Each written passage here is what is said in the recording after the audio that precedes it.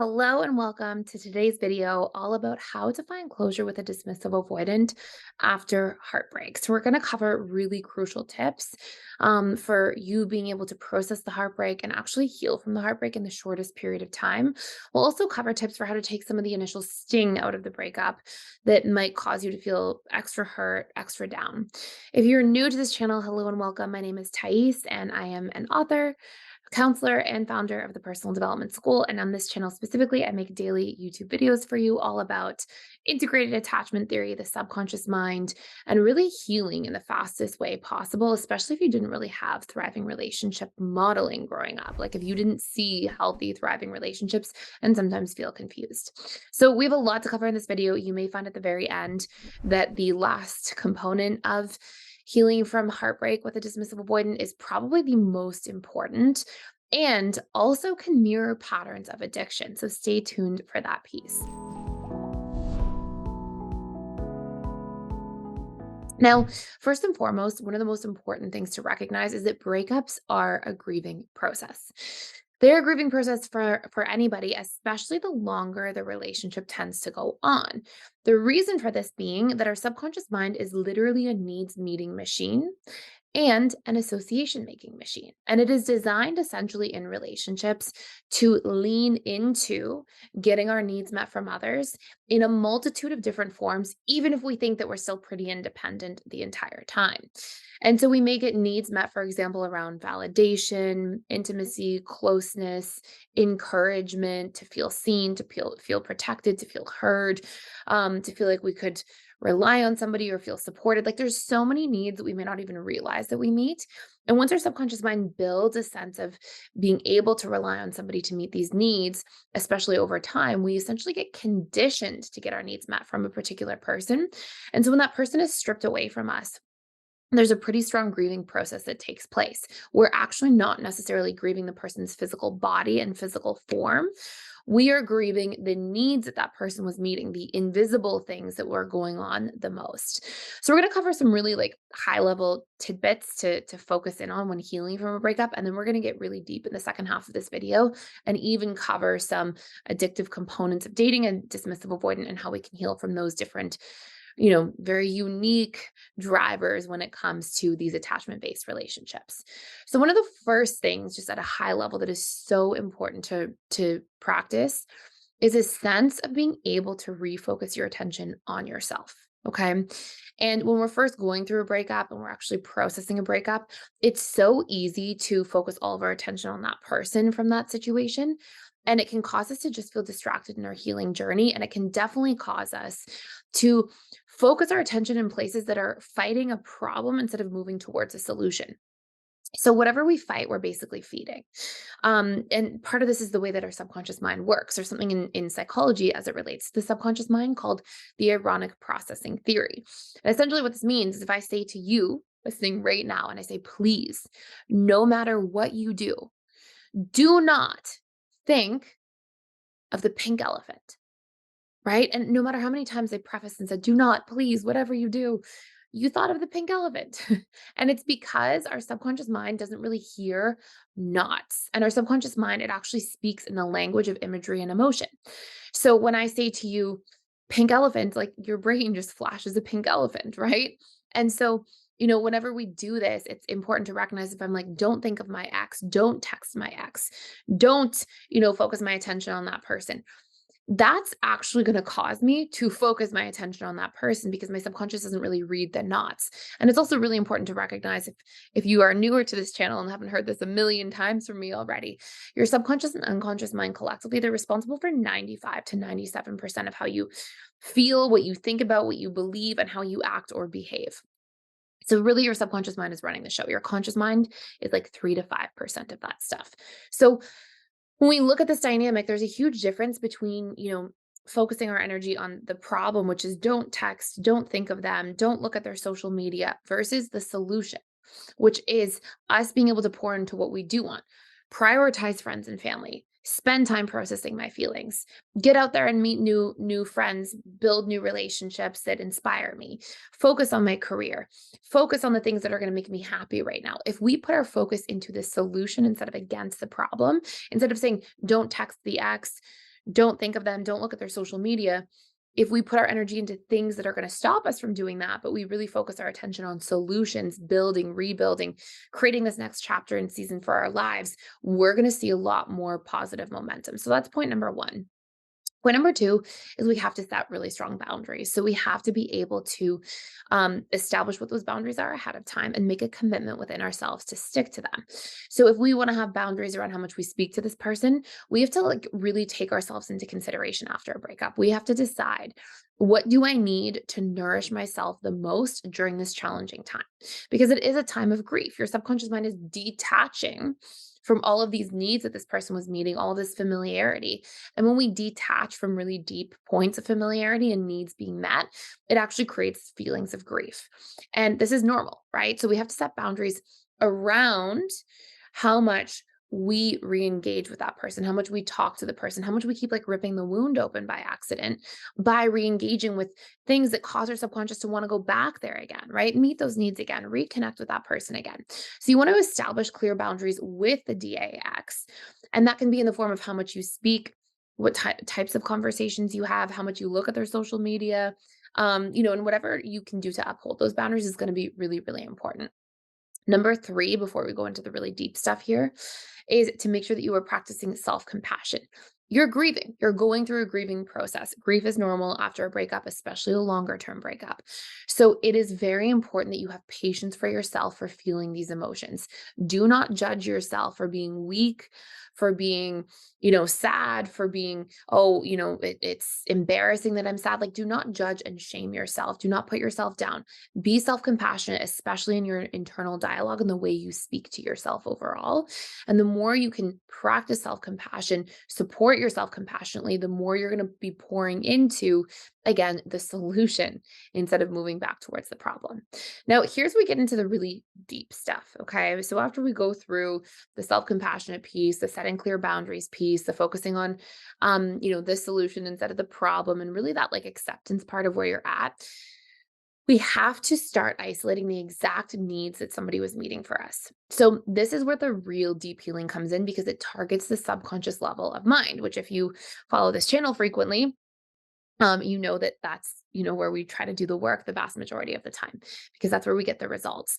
So when we look at the needs that a dismissive avoidant was meeting, there are a few core components that tend to show up, but you can pause this video and you can write these out, or you can go through and sort of think of examples with me. So oftentimes dismissive avoidance, even though they meet these needs sporadically and intermittently, which we're going to come back to later on, that's going to have to do with the really important end piece here that we go through. Even though they meet these needs sporadically, they often tend to meet the need for you to feel a sense of validation. Because if you put somebody on a pedestal, which a lot of people who date DAs tend to do in those early stages, anybody you put on a pedestal, if they then give you attention, you feel validated by that attention. Partially because it feels nice to have attention, but extra because you put that person on a pedestal. So now you think this special person that you put on the pedestal is giving you attention, which also makes you, special by association. And remember, the subconscious mind is an association making machine as much as it is a needs meeting machine. So you want to be able to unpack those really important components, which are like, do I feel a sense of, having the need met to feel special or significant? Do I feel validated by being around this person? Do I have a sense of feeling cared for, protected, seen, heard? Now, I know that this is very intermittently. I know that you're probably watching this if you're going through heartbreak with a dismissive avoidant going, but they didn't see and hear me. And that is probably true that they didn't see and hear you more than they did. But your subconscious mind, if it doesn't feel worthy of being seen and heard, takes in more profoundly the times that it did happen and filters out the times that it didn't happen. When we don't have a feeling of worthiness for the needs that we're meeting from a relationship, the filtering system in our brain ignores those red flags and focuses on the green ones, even if they're far and few between. So try to make a list. Like, what were the other, did they make you feel protected? Did they make you, feel included in different ways? Like, what were the needs that they met? And it can also be like intimacy, right? It can be around, um, like actual emotional intimacy, but it can also be around sexual or physical intimacy. So try to make a list of all of those needs. Now, what you're going to do is then you're going to come up with updated ways to get these needs met. Okay. The more you can meet your own needs in different forms or meet them in healthy ways with other people who are emotionally available, the faster that you are going to experience healing because the faster you're closing that void. Now, sometimes people will say, well, what about like physical intimacy? Like, should I go, sleep with somebody else right after a breakup? No, that's definitely not what I'm saying. What I'm saying is, and I'm not saying, oh my gosh, God forbid you hook up with somebody after a breakup. I'm not saying it doesn't work in like either polarity. It matters that you're moving in relationship to what you choose after a breakup from a place of truth instead of just coping, right? If it's like this desperate need to fill a void and it comes from lack, then you're going to find yourself just feeling more confused by any kind of like physical intimacy that takes place after like a rebound or after a relationship. What I am saying is if you're taking yourself into consideration and maybe you meet somebody after and maybe things are going really well with that person, then maybe you're interested in building that relationship and you arrive at that point not too long after a breakup with a DA. Then as long as you're moving from a place of truth and self-consideration, then that can be a healthy thing to do after a past breakup, but you have to be able to consider yourself and your truth. So what I am saying is going back to the physical intimacy point, I kind of went down a little bit of a rabbit hole there, is um, physical intimacy, the reason that people feel drawn to physical intimacy in relationships is because of other needs it meets. It meets the need to feel sometimes vulnerable and to feel connected and to feel this sense of being wanted or validated, right? So everything that you can unpack, if you can break down into smaller needs. So even if like physical intimacy isn't something you're gonna go look for. Maybe you know that for you, physical intimacy brought a sense of feeling wanted, important, special, valued, deeply connected, close to somebody, vulnerable, and so, okay, I have to go build more vulnerable relationships with people right now in my life by having deeper conversations. I have to go, build closeness by asking people deeper questions or by opening up more about my feelings with others. And those can all be parts of your healing equation. So really making a list of the needs and then finding updated ways is huge. Our next one is often what we're also grieving is the traits people brought into our lives. So was there, with a dismissive avoidant, were they really assertive? And did you admire that? Or did they have a really good sense of humor and they brought that into your life and made you laugh? Like what were the major traits there? Were they really grounded? Were they stable? Were they, what are things that you were, because what happens too is our subconscious mind, we're wired for something called trait variety, right? So if somebody has different traits than us and we pair up with them, actually biologically, we're more likely to survive. So oftentimes we're really attracted to things that are different than us. And then when our subconscious mind attaches to somebody, right? Attachment styles, we attach in relationships. It essentially perceives itself as like attaching to those traits. And it then thinks that I am part of this as well, right? So if you are somebody who's not assertive, you attach to a DA, they are somebody who is assertive, you feel like by association you're more assertive and it makes you feel like you're going to survive better when you're with them. And so we're grieving that detachment from those traits, not just those needs. So when you can look at the different traits that you admired and you can start nourishing those traits and practicing accessing those traits within yourself, like practice being more assertive, practice being more grounded in how you make decisions or in how you process your emotions. Like the more you can do these things, the more, again, your subconscious doesn't keep trying to go back to relying on the ex or the person that you are experiencing heartbreak from as a means of healing or moving through this experience. So that can be a massive thing to focus in on. Now, we went through needs, we went through traits. This is the next really big piece. When we go through a breakup, we have so many painful stories about ourselves. We can tell all the stories in the world. We can say, I'm never going to find somebody like this again. I wasn't good enough for them. It's all my fault that the relationship ended. Nobody will love me again. You can have all of these different stories that you tell yourself. You have to start really questioning those stories because when we tell these stories, they're just things that we assume where we really can't know if that's the truth, right? Like You're just telling a whole story, stamping it on your future, saying, I'm never going to find anybody like this again. I'll never find somebody to love me again. I'll be alone forever. Everybody wants to abandon me. Like, whatever those stories are, you can't know that about your future. So you have to dump out those different stories you are telling yourself. You have to sit there, you have to question them one by one and try to poke holes in them. Every time you do that, you are removing this chain that is chaining you to your ex. Because if you truly believe you're never going to find somebody like this again, you're not good enough, the whole relationship breakup is your fault. If you're telling yourself all these things, all of those things are causing you to feel so disempowered and frozen and paralyzed about your future possibilities that your subconscious mind is going to go, okay, well, the best we're ever going to get is our ex. So let's keep going back and staying attached to that person emotionally or in a fantasy bond as a means of, dealing with how bleak our future looks. But you have to surface those things. Those are subconscious stories that are sitting there. You have to surface those things. You have to question them. That's going to bring you relief every time you start realizing, hold on, there's more to this story. It may not actually be true.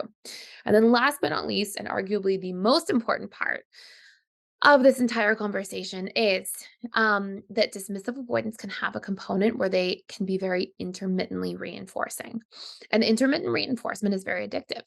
So if you look at what gamblers get addicted to, I mean, they're not getting addicted to a physical substance, right? They're not ingesting something in terms of how gambling addictions can take place, but people can literally remortgage their home that their family lives in because they're so desperate to gamble that they are willing to do that. Like, we can definitely agree, I'm sure, that gambling is a severe addiction for some people. So we don't have to have this physiological addiction where like we're physically addicted to something. We can actually get addicted to the neurochemistry of intermittent reinforcement. And dismissive avoidance, similar to like if you imagine a gambler at a slot machine, the gambler at the slot machine doesn't win, doesn't win, doesn't win, wins randomly. And often a relationship with a dismissive avoidant can have some of these components where they are not available, don't show up, don't want to pour in. And then all of a sudden, out of the blue, they reinforce you, they validate you, they meet a need. And especially if you have them on a pedestal, that's going to be this addictive feeling. So, what we actually have to do in terms of breaking the chains of intermittent reinforcement and that addictive component is we can sit down and write all of the costs of being with this person and all of the benefits of focusing on ourselves and the future that we have ahead of us, and all the things that we can really focus on creating for ourselves in this next season or next chapter of life.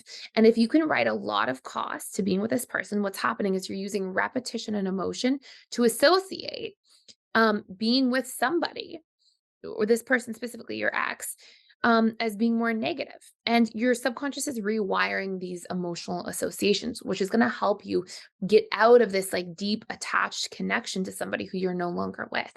And then when you can write the benefits of being on your own, opening yourself to healing, opening yourself to being with somebody new in the future that might be a better fit for you. When you can write the benefits to that and the costs to being with this ex, this is also going to really help you break the chains of intermittent reinforcement and move on to healing.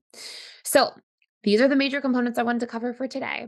We really want to target the subconscious level of mind. And if you want to do a deeper dive into this, you can check the How to Heal from a Breakup course for free for the next 7 days. It is designed within that 7 day period to get that sting out of the breakup. If you're struggling with grief and okay, I want to get rid of like 40% of the suffering I'm feeling within the couple hours I do this course, it's really going to help take the sting out by giving you these tools to access the subconscious levels of your mind and process healing more effectively. So you can definitely check that out if you want to use the link down below. And again, it's free for 7 days. And we also have a lifetime membership that's on right now. It's over $1,000 off for access to all of the personal development school courses for life. So if you want to check that out for an ongoing basis, it's not just all the PDS courses, it's actually also all the weekly live webinars. We have 6 of them a week. We have social events. So you can connect with other people who are also interested in healing and personal development and relationships. And we've got an amazing community in there that you can check out as well. So I'll put that all down below. Thank you so much for watching today. Please like, share, and subscribe if you are enjoying this channel. Hit the thumbs up button. Consider subscribing, hitting the notification bell so you don't miss any of the daily videos. And I can't wait to see you in the next ones.